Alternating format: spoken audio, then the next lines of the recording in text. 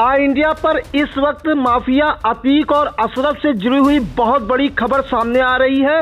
हम ताज़ा अपडेट अपने दर्शकों को देने जा रहे हैं। फोन लाइन पर हमारे साथ जुड़ चुके हैं इंडिया के editor in chief Pankaj Singh Gaur ji. तो सर बताइए क्या अपडेट है अतीक और अशरफ से जुड़ी हुई इस वक्त की। देखिए प्रियांशु, आपको बता दें कि जैसा कि आशंका पहले से ही जताई जा रही थी कि अतीक और अशरफ, जिसने खुद अशरफ जब उसे कोर्ट के लिए ले जाया जा रहा था तो उसने कहा था कि उसकी हत्या कर दी जाएगी और आखिरकार दोनों की हत्या कर दी गई।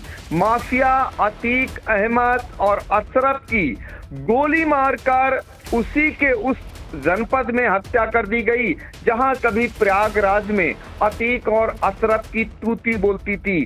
सबसे बड़ी बात यह है कि इस बार गाड़ी नहीं पलटी बल्कि दोनों की हत्या हथकड़ी हाथ में लगी हुई थी उसी दौरान की गई है। बताया जाता है कि उस दौरान भयंकर गोलीबारी हुई है। प्रयागराज के मेडिकल कॉलेज के पास फायरिंग होने की खबर आ रही है। ये प्रयागराज का धूमनगंज थाना इलाका पड़ता है, यहाँ पर यह हत्या होनी बताई जा रही है।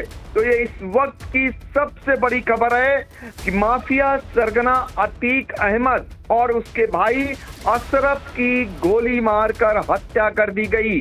दोनों के शव हथकड़ी लगे हुए पड़े हुए मिले हैं। अभी आपने देखा ही 2 दिन पहले अतीक अहमद के बेटे असद और एक अन्य उसके साथी गुलाम की पुलिस मुठभेड़ के दौरान मारे जाने का अभी मामला चल ही रहा था कि इसके बाद अशरफ और अतीक की भी गोली मारकर हत्या होने की बात सामने आई है। तो माफिया राज का अंत हुआ है, लेकिन जिस तरीके से अशरफ ये सवाल खड़ा कर रहा था कि उसकी हत्या कर दी जा सकती है, दरअसल अशरफ को जो है बरेली जेल से लाया गया था और जो माफिया सरगना अतीक है उसे गुजरात के साबरमती जेल से प्रयागराज लाया गया था। उमेश पाल हत्याकांड के मामले में दोनों से साक्ष्य संकलन कर रही थी पुलिस। इस बीच सुरक्षा को लेकर बॉडी बोन कैमरा पुलिस कर्मियों को लगाने की बात भी कही गई थी। अब देखना होगा कि हत्या को कैसे अंजाम दिया गया और किस दौरान हत्या को अंजाम दिया गया। फिलहाल और प्रदेश की सबसे बड़ी खबर है उत्तर प्रदेश की, जिसमें माफिया सरगना अतीक और उसके भाई अशरफ की गोली मारकर कुछ ही देर पहले हत्या कर दी गई है। तो ये इस वक्त की सबसे बड़ी खबर है। जी सर, क्या वहाँ पे स्थिति कुछ तनावपूर्ण बनी हुई है प्रयागराज में, कोई ऐसी अपडेट है? अभी अभी की एक खबर है प्रियांशु, तो अभी तो लोगों तक जानकारी पहुंचेगी। लोग अब टीवी से चिपकेंगे और लोग जान पाएंगे कि जिस तरीके से अतीक और अशरफ को मारा गया है और कहा यह जा रहा है कि फायरिंग हुई है, छुड़ाने की बात भी कही जा रही है, लेकिन हकीकत क्या है तो जांच में निकल करके आएगा।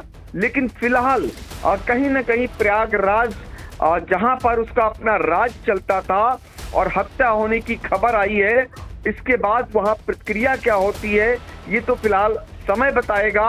लेकिन फिलहाल आपको बता दूं कि योगी राज में एक बड़े माफिया का अंत इस कदर हुआ है कि जिसे लोग पहले से ही जान रहे थे कि अब इनका शायद बच पाना मुश्किल है और आखिर उसी पर मोहर लग दी गई।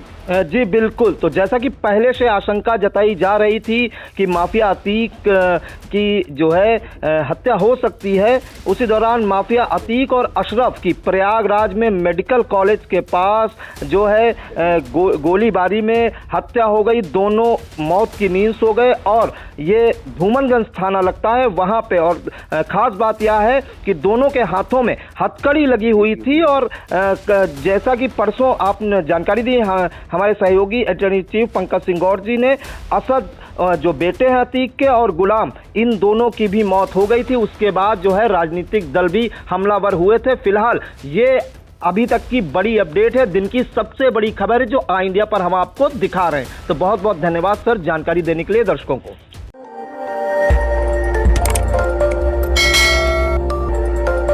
खबर आपकी, नजर हमारी, देखते रहिए इंडिया।